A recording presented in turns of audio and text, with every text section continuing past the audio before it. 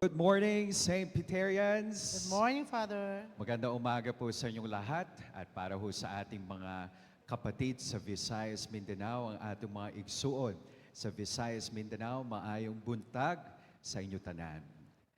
My dear friends in Christ, one of the gifts and challenges of our daily life, of our Christian journey, is healing. Isa ho sa mga natatanging biyaya, kaloob, regalo, hamon ng ating buhay ay ang paghilom. God's grace of health, well-being, healing. And healing could come to us in manifold aspects. Meron ho yung tinatawag nating physical healing. Meron po yung tinatawag nating emotional, psychological healing, spiritual healing, even financial healing. Marami hong lumapit na ho sa akin, Father, tulungan mo naman ako, sana makapagbayad na ako ng aking mga utang. Meron akong isang kaibigan, sabi niya, Father, please pray for me because I am paralyzed. And then I'm looking at his feet. Okay ka naman, nakakapaglakad naman siya. Yung pala, paralyzed. Kakasweldo ko lamang, Father, naubos na kaagad. Anong klaseng paghilom ang hinihiling mo sa araw na ito? Well, we would say that the true wealth of a company lies in the financial assets, profit, but perhaps we can also say the true wealth of a company organization also lies in the total health, well-being of its employees. Of course, the health, well-being of the employees affects so much the productivity, retention, innovation, company sustainability, and so on and so forth of a group or organization. Ako po ay isang pare for more than 10 years. And part of our ministry as a priest is to minister to the sick and the dying. Bago ako naging pare, it took me around 14 years to become a full-fledged Pauline priest. At bahagi ho ng aming training, 4 na buwan sa Makati Med. Araw-araw ho namin binibisita yung mga may sakit, yung mga ooperahan, gagawan ho namin ng report. At isa ho sa mga departments, so to speak, na talaga namang very challenging ay ang ma-assign ka sa mga cancer patients. So as you process these patients, you are also able to process your issues when it comes to what? Sickness, illness, death, and dying. Well, marami na pong lumapit po sa akin. Maraming salamat, Father. Tinulungan mo ako magdasal. Kasi ako ay gumaling. Gumaling sa aking cancer. Gumaling hindi man ako, gumaling yung mga mahal ko sa buhay na may sakit. Marami pong nagpasalamat. Thank you, Father, for that gift of a miracle. But more people, more faithful have expressed their seeming disappointment, disillusionment, discouragement. Nagtatampo sila kay Lord. Naalala ko yung binisita ko ng isang may sakit sa PGH, may sakit na cancer. Father, does God play favorites? Meron bang favoritism sa Lord? Ako mabuting tao naman ako, Father. Hindi naman ako nanlalamang ng aking kapwa. Nagbibigay naman ako sa simbahan. Bakit may cancer ako? Samantalang yung ibang tao na gumagawa ng katiwalian, sila pa ang healthy. Does God play favorites? Ano pa ang dapat kong gawin, Father, para ako ay gumaling? How should we really perceive and understand God's gift and challenge of healing? My dear friends in Christ, in our gospel reading today, we have two recipients of healing, healing miracle. The first is a healing miracle. The second is resuscitation. Namatay, muling nabuhay. No? So God is not just simply a God of health, well-being. God is a God of life. Alright? So yung una pong nakatanggap ng biyaya ng paghilom ay isang babae. Dinudugo for 12 years. Hemorrhagic woman. Ilang beses na pumunta sa doktor. Well, during the time of Jesus, it's not, the scientific doctors that we have, but they have point persons when it comes to healing. So 12 years, pabalik-balik sa doktor, hindi gumagaling. Second is a child. Child of a synagogue official. Sino dito ang mga magulang? Taas ang kamay. Ayan. Di ba kapag nagkasakit ang inyong mga anak, di ba? Times 2, times 3 ang inyong nararamdaman. I think nabanggit ko rin yan last sa sharing, di ba? About our Blessed Mother. Di ba? Sasabihin nyo, ako na lang sana nagkasakit. Ako na lang sana nahihirapan. Di ba? Kung pwede lang akuin ninyo ang sakit, karamdaman ng inyong mga anak, gagawin ninyo. At eto po, isang synagogue official nagmamakaawa sa Panginoong Hesus, please, buhayin mo naman ang aking anak sapagkat ang aking anak kawawa. Kawawa siya. Batang-bata, may karamdaman. At siya ang aking pag-asa. Ayan. So, two recipients of healing. Sino kaya ang pangatlo? Maaring kayo po yun. Maaring ako. So, what kind of healing do you ask the good Lord to give you today? Tatlong bagay po when it comes to healing. Una po, healing above all is grace, kaloob. Second, healing is also choice, decision. And third, healing is also a journey. May mga bagay sa mundong ito na hindi minamadali. Katulad na lamang yung biyaya ng paghilom. Diba? Forgive and forget or forgive and remember. When it comes to emotional healing, right? Psychological healing. Kung minsan sinasabi ng isip, move on. Sasabihin ng puso, hold on. Diba? It's a stage, it's a journey, it's a process. Una po, healing as a gift. Gift, kaloob mula sa Diyos. Yung narinig po natin na gospel reading, dalawang aspeto ng paghilom bilang biyaya. The first aspect of healing is the healing coming from God is inclusive. And second, healing as a gift, which is sacramental. Una po, healing as inclusive. Alam niyo nung unang panahon, biblical times, ang mga kababaihan, they are considered as second-class citizens. Pag-aari ng asawa ng tatay.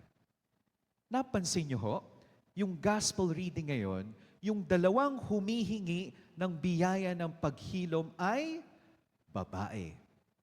Hemorrhagic woman, and then, ang isang tatay hinihiling na pagalingin ang kanyang anak na babae. Now, our Lord Jesus is a man of His culture. Uunahin niya ang mga lalaki kaysa sa babae. Diba? As a Jewish man, uunahin niya ang mga humihiling para sa for the benefit of the Jewish male, not women. Oh, but again, our Lord Jesus is inclusive in His healing. No? When He healed that hemorrhagic woman, that child, the daughter of a synagogue official, no? Well, it only means that ang paghilom bilang biyaya ng Diyos, pangkahalatan, walang tinatangi. No? Sapagkat pinagaling ni Jesus yung dalawang babae na ito. Diba? Pwede niyang unahin yung mga lalaki na pagalingin. Pero ito, pinag-ukulan niya ng pansin. No? So, ibig sabihin, our Lord Jesus, God's healing is not exclusive. It is inclusive. Male, female, rich, poor, Gentile or Jew, ang pagkilom ay para sa lahat. So God's healing, as manifested by Jesus, was something radical, revolutionary. It goes beyond the cultural limitations of His time. Inclusive. Second, sacramental. Anong ibig sabihin ho nun? Something tangible, physical. Narinig po natin sa ating gospel reading kanina. Ano po yung ginawa nung babae? Sabi niya, if only I could touch the tassel of the cloth of Jesus, I would be healed. Diba? Kung mahahawakan ko lamang, kung mahihipo ko ang laylayan ng damit ng ating Panginoong Hesus, gagaling na ako. Diba? It's something tangible. No? Anything or anyone that is close to God, to Jesus, can be an instrument, a conduit of God's healing. No? O, tignan nyo nga, pwede nyong tapikin ang inyong katabi. You know, nakuryente ho ba kayo? Sa tingin ninyo, gumaling na ho kayo? Ganun ho. You know? Mahawakan ko lamang yung laylayan ng damit ng ating Panginoon Yesus, gagaling na ako. Yung paggaling hindi ho nakadepende doon sa laylayan, kundi sa pananampalataya nung official, nung babae na dinudugo. Diba? O sino ho sa inyo dito ang mga deboto ng mahal na birhen ng Poong Nazareno? Diba? Sino po dito? Diba kung minsan ipapahid mo yung panyo, diba?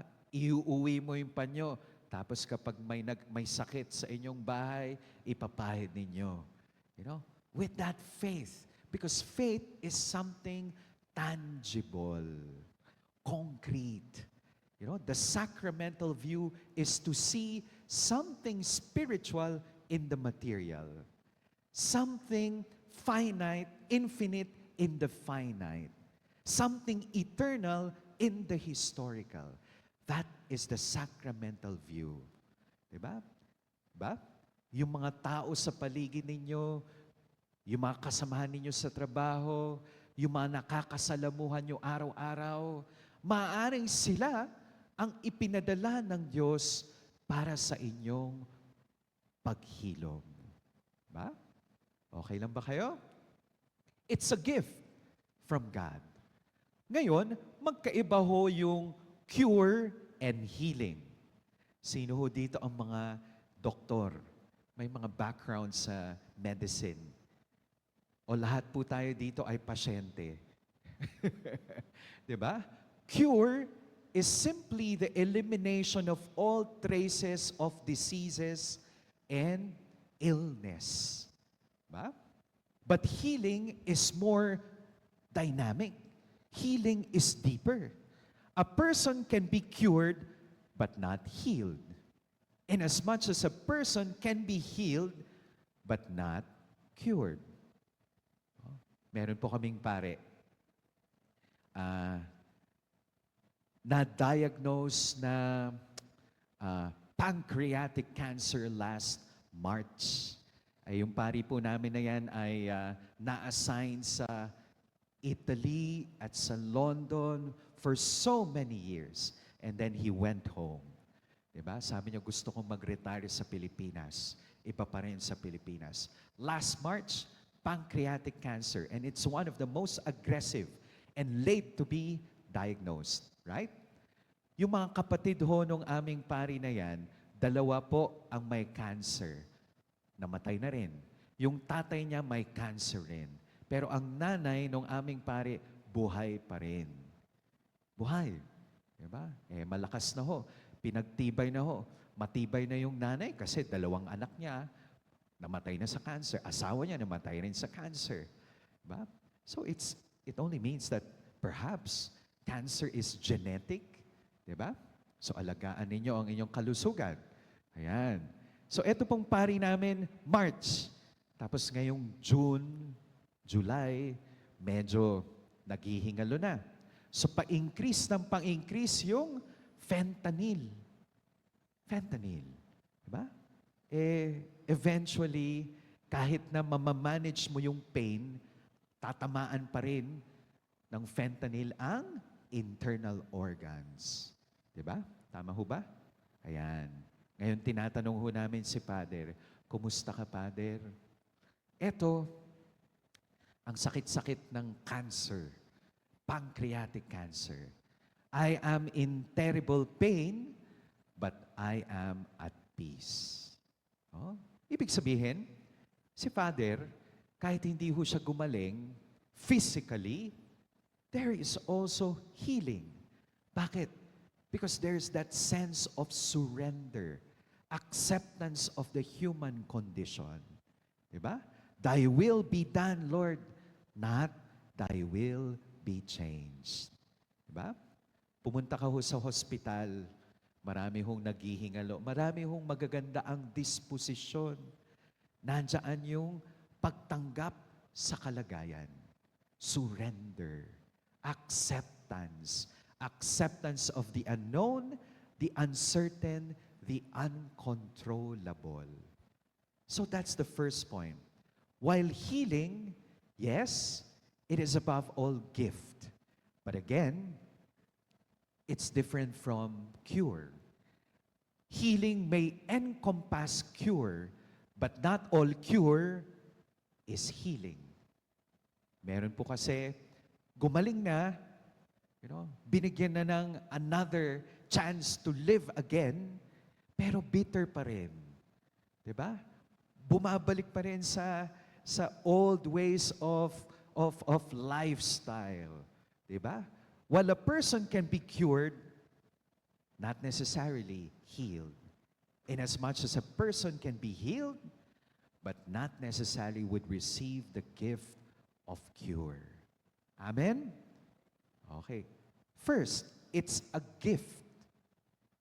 Second, it is also choice decision. Diba? Okay? God, especially when it comes to spiritual healing, God can only heal what we are willing to reveal. Diba? Ito pong mga tumanggap ng biyaya ng paghilom, mapagkumbaba. Lord, kailangan namin kayo. Diba? Healing begins with humility. Humility. Kababaang loob. Lord, kailangan ko. I want to rise again. I want to begin again. Diba? It's a decision. It's a choice.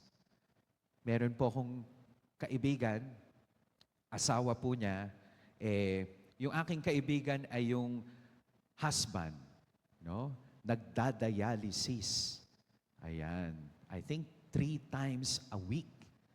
Kasi failure na yung kanyang kidney.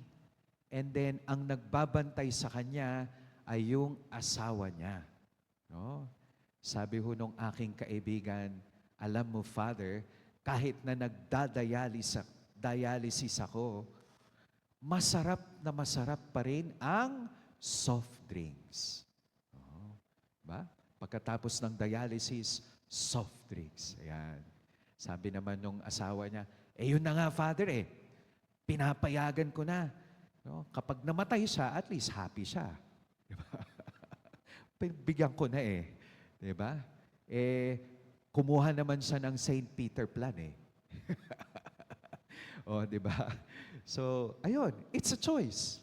It's a choice to be healed. Diba? Andyan yung biyaya ng paghilom, but are we cooperating with God's gift of healing?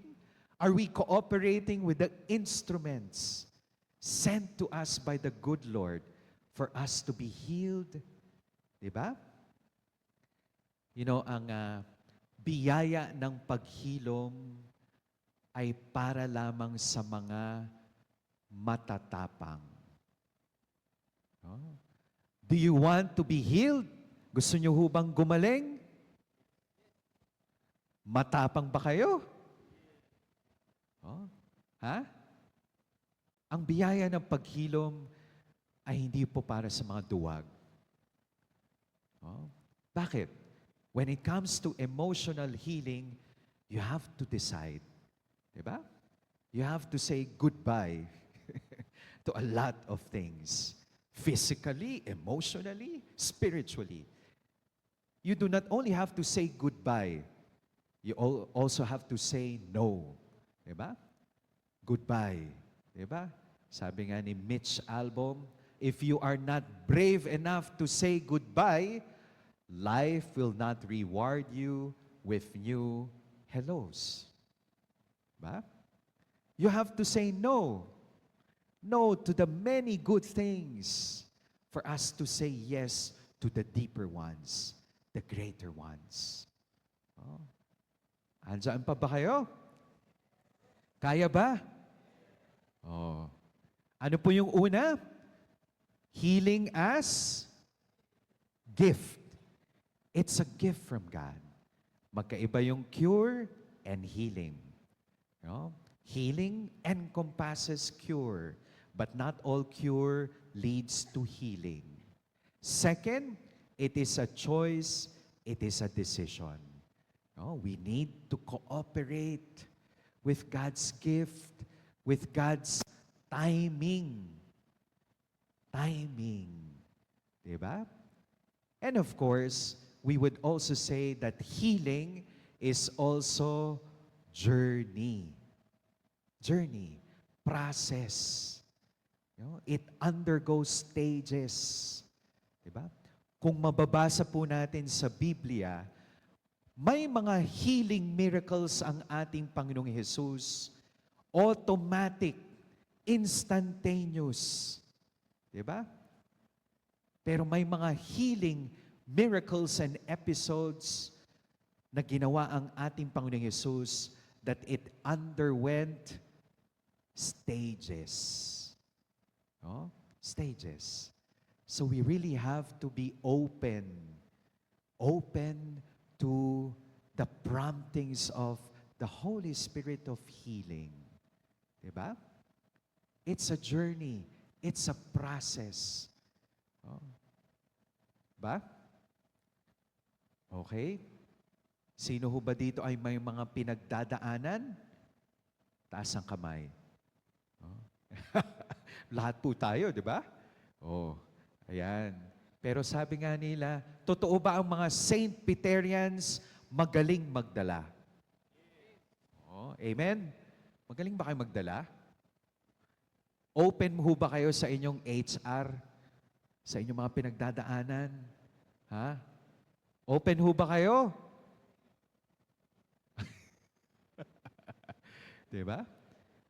Titignan mo. Tignan mo nga ulit ang inyong mga katabi.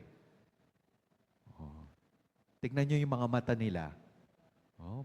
Sabi ho daw nila maaring nakangiti, pero yung mga mata, hindi ho yan nagsisinungaling. Diba? Behind that smile, laughter, the person is already, what? Falling apart. Oh? Behind those You know? Healthy body seems to be a healthy body. It's a soul trying to fight. Ba? Kinakaya pa. Tama ba? Kayo ho ba open kayo sa isa't isa? Yes? Ha? Is Saint Peterian community a community of healers? Ha? Of course, we are all sick in one way or another. Spiritually sick, physically sick, emotionally sick. But what is most important is that we journey together as a healing community. Amen? Amen ho ba dyan? Is Saint Peterian community a healing community? Healing. Healing. Diba? We journey together. We need one another. Dito ho ba sa Saint Peter community, dito ho ba sa inyong opisina, dito ho ba sa inyong kumpanya, meron kayong mga tunay na kaibigan? No? Nakatagpo ho ba kayo ng mga tunay na kaibigan? Dito? Yes or no? Na napapagsabihan ninyo ng inyong problema? Na nauutangan ninyo? Biro lamang po. Ha? Uulitin ko ho. Is Saint Peterian community a healing community? Can you give me a more resounding yes? Do you listen to each other? Do you have time to listen to each other? O, di ba? Kanya-kanya po tayo ng mga pinagdadaanan sa buhay. Kanya-kanya tayo ng mga sugat. Ba? O, di ba? Pero kung meron po tayong community, grupo, kumpanya, opisina, nadadamayan tayo at hindi tayo huhusgahan sa ating mga pinagdadaanan. Yan po ay isang tunay na kayamanan ng buhay. Amen? While we say that, yes, financial profit, asset, is indeed the wealth of a company, organization, office, the real wealth of a company, organization also has something to do with the overall comprehensive health, well-being of the employees. Andiyan pa ba kayo? So mga kapatid, nananampalataya ba kayo na kayo ay gagaling? Hindi lamang gagaling, tatanggapin ninyo ang biyaya ng paghilom. Healing of body, soul, spirit. Healing of memories, healing of relationships. Healing of finances. Amen? Pero wag po niyong kakalimutan, wag po nating kakalimutan. Inasmuch as healing is a gift from God, it is also choice, decision. It is a journey. And we need one another in this journey of healing. Amen? Amen.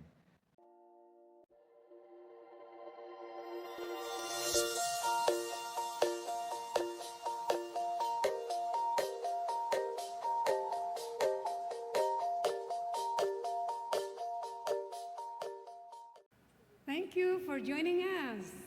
View our past broadcast on the St. Peter Community YouTube channel and St. Peter Community Facebook page. Don't forget to like, to share, to subscribe, and hit the bell so you can be notified on our upcoming activities. Maraming salamat po at laging tandaan, unahin natin lagi ang Diyos.